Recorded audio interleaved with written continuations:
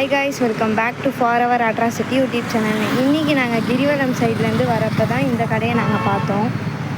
அதனால தான் இந்த மோர் கடைக்கு வந்தோம். வாங்க டேஸ்ட் பண்ணி பார்த்தோம். ஒரு கிளாஸ் வேணும். ஒரு கிளாஸ் 10 ரூபா தான். நான் பாருங்கள் மோர் எவ்வளோ திக்காக இருக்குன்னு பாருங்கள். நல்லாயிருக்கும். எவ்வளோ நாளாக தாத்தா இந்த கடை வச்சுருக்கீங்க?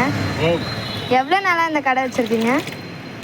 மோர் கடை இப்போ சமீபம் வச்சுருந்தா அதுக்கு இந்த கடையில் இப்போ அதிகமாக இருக்கும். 4-5 வருஷமாக தான் இருக்கும். 4-5 வருஷம் வச்சுருக்கீங்க இந்த கடை கடை இந்த கடையும் அவங்களது தானா? இந்த அங்கே வந்து லாக்கில் நீங்கள் எப்படி சார் எங்கே இருக்கீங்க? இங்கே தான் இருக்கு. நல்லாயிருக்கும் பொருள். மோர் விற்கிறது தண்ணி அதிகம் ஊற்றக்கூடாது. அதிகம் ஊற்றினாக்கா குடிக்க மாட்டாங்க. இன்னும் குடிக்கிறது பாதி கீழே போட்டு போயின்னு இருக்குமா. ஆனால் உண்மையான டேஸ்ட்டாக இருக்குது. நல்லா திக்காக ஊற்றுறோமோ கை வாங்குறது பிரச்சனை இல்லை. அதுவும் 10 மாட்டு கயிறாக இருக்கணும், நல்ல பொருளாக இருக்கணும். வாங்குறவங்க ஆந்திரா வந்து அதிகமாக சாப்பிடணும். விரும்புகிறது தமிழ்காரனை விட அவங்க தான் அதிகமாக சாப்பிடணும்.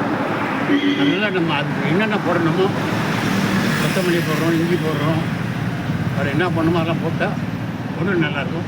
உப்பு அதிகம் போடக்கூடாது, கம்மியாகவும் இருக்கக்கூட அதிகமாக இருக்கும். நடுத்தரமாக போடும். வேணால் சால்ட்டு அதிகம் வச்சுக்கணும். கேட்குறவங்களுக்கு கொடுக்கலாம்.